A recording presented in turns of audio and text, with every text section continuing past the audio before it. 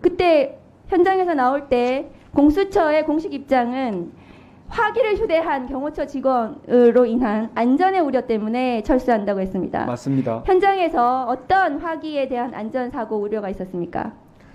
그것을 말씀하셔야 국민들이 납득을 해요. 5시간 만에 나온 게 뭡니까? 점심 먹으러 나왔습니까? 뭐 여러 종류의 그 화기고 지금 특정할 수는 없지만 그리고 지금 제가 그 화면으로 그 보기에는 장갑차 유사의 차량도 있었고. 네, 조국혁신당 박은정입니다. 내란숙의 피의자 윤석열에 대해서 지금 이 체포영장에 대해서 이의 신청을 하고 효력정지 가처분을 헌법재판소에 했습니다. 헌법재판소 사무처장님 맞나요? 예, 지금 사건이 접수되어 있습니다. 접수되어 있죠. 예. 지금 체포에 대해서는 체포영장을 집행하고 형사소송법상 체포적부심으로 불복하는 것 외에는 다른 제도가 없습니다. 그런데 피의자 윤석열은 모든 것을 정쟁화시킵니다. 이렇게 마치 무슨 이 불복할 수 있는 제도가 있는 것처럼 법기술자이죠. 그건 4년 전에 감찰할 때도 마찬가지였습니다. 소추 사유도 마찬가지입니다. 내란죄를 내란 행위로 바꾸고 내용을 그대로 둔 것입니다. 그리고 헌법적 판단을 받겠다는 거거든요. 사무처장님, 예. 헌법재판소에서 윤석열에 대해서 뇌란수괴죄를 인정하면 형사법정에서도 뇌란수괴죄 인정이 됩니까? 죄송하지만 다시 한번. 예. 헌법재판소에서 윤석열에 대해서 뇌란수괴죄를 인정하면 윤석열에 대한 형사법정에서도 헌법재판소에 귀속돼서 뇌란수괴 인정이 되냐고요. 헌법재판소에서 내란수괴죄를 인정을 하면 인정을 어떻게 한단 말씀인가요? 아니 지금 국민의힘에서 주장하잖아요. 뇌란수괴죄를 넣어야 된다고. 헌법재판소에서 뇌란수괴죄를 인정을 하면 형사법정에서도 그에 기속해서 헌법재판소가 내란수괴죄 인정했으니까 형사법정도 내란수괴죄 인정을 한다. 이런 제도가 우리나라에 있습니까? 사법체계에. 있습니까? 헌법재판소가 무슨 전심도 아니잖아요. 그러니까 범죄 성립 여부에 대해서는 그렇습니다. 판단할 권한이 없습니다. 네, 헌법재판소는 범죄 성립 여부에 대해서 판단할 권한이 없습니다. 그래서 헌법재판만 받겠다고 정리한 거예요. 탄핵소추 사유를. 그런데 박근혜 때도 마찬가지로 그렇게 했어요. 범죄 성립 여부는 판단 안 받겠다고 권성동 원내대표가 했습니다. 본인의 과거를 지금에 와서 부정하는 겁니까? 왜 모든 것을 그렇게 정쟁화해가지고 국민들끼리 싸우게 만듭니까? 내란 수괴가. 이해가 안 됩니다. 그리고 반대를 하려면 탄핵소추단에 들어와서 반대를 하세요. 왜 소추단에 국회의원들 지금 민주당, 조국혁신당 다 개혁신당까지 들어가 있어요. 본인들이 왜 안 들어와 있습니까? 거기에 참여를 안 했어요. 와가지고 의견을 냈어야죠. 왜 안 들어오고 밖에서 저렇게 정쟁화시키는지 이해를 못하겠고요. 윤석열의 이 끝도 없는 정쟁화, 그것이 예상되기 때문에 탄핵소추 사유를 정리를 해서 헌법재판만 받겠다는 것이 탄핵소추단의 의견입니다. 화면 좀 띄워주세요. 공수처장님, 체포영장 집행을 방해하는 것은 전직 법무부 장관의 저 말에서도 알 수 있죠. 법원이 발부한 영장 집행을 힘으로 막는 것은 범죄의 영역이다. 누가 한 말입니까? 한동훈 전 법무부 장관이 한 말입니다. 다음 거 보여주세요. 공수처 왜 1월 3일 현장에서 5시간 만에 나왔습니까? 처장님 답변하세요. 경호처의 조직적인 저항으로 인해서 체포영장의 집행이 무산되었습니다. 경호처에서 그때 현장에서 나올 때 공수처의 공식 입장은 화기를 휴대한 경호처 직원으로 인한 안전의 우려 때문에 철수한다고 했습니다. 맞습니다. 현장에서 어떤 화기에 대한 안전사고 우려가 있었습니까? 그것을 말씀하셔야 국민들이 납득을 해요. 5시간 만에 나온 게 뭡니까? 점심 먹으러 나왔습니까? 뭐 여러 종류의 그 화기고 지금 특정할 수는 없지만 그리고 지금 제가 그 화면으로 그 보기에는 장갑차 유사의 차량도 있었고 저희들 지금 아무 차량도 가지고 진입하지 못한 그런 상태에서 굉장히 퇴로가 막힌 상태에서 집행을 강행하는데 여러 가지 애를 먹는 그런 상황이었습니다. 아니 그러니까 현장에서 어떤 제보와 어떤 현장 파악이 되었기 때문에 화기로 인한 안전사고, 그러니까 지금 당시에 경호처 직원이 지금 제보를 했어요.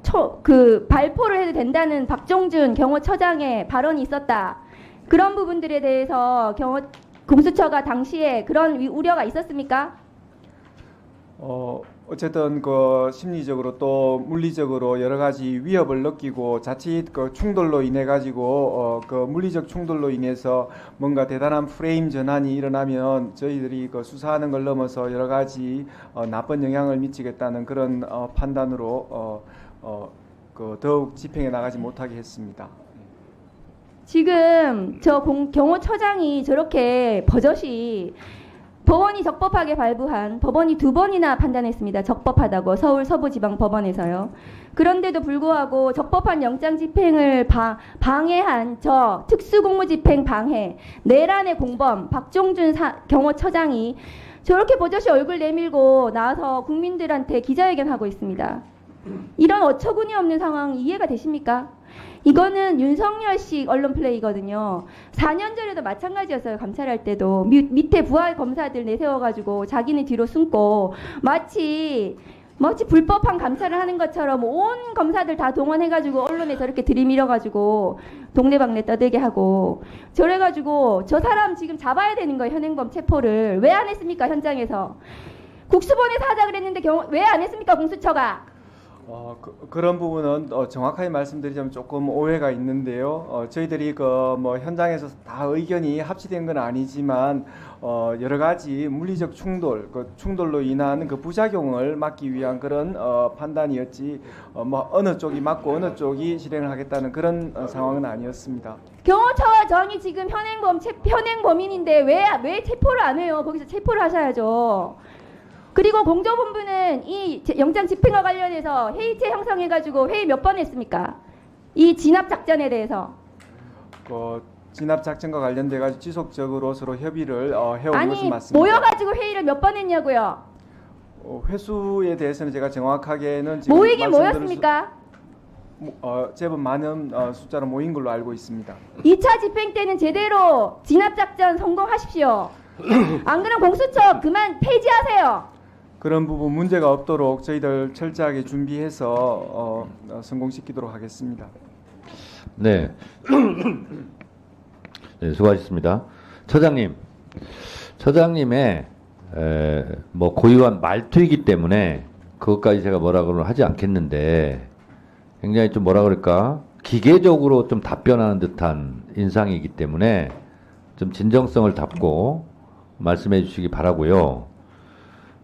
조금 전에 박은정 의원님 질의 답변 과정에서 경호처의 조직적 저항 때문에 못했다 이렇게 말하는 것은 체포영장 집행 실패에 대한 책임 회피성 자기 변명밖에 안 되는 거예요. 왜 그걸 예상 못했어요? 충분히 예상하고 공수처와 경찰이 조직적으로 압도적으로 진압을 했어야죠. 경찰 특공대 이번에 갈 거예요, 안 갈 거예요? 재집행할 때? 경찰 특공대도 가고 경찰 장갑차도 있고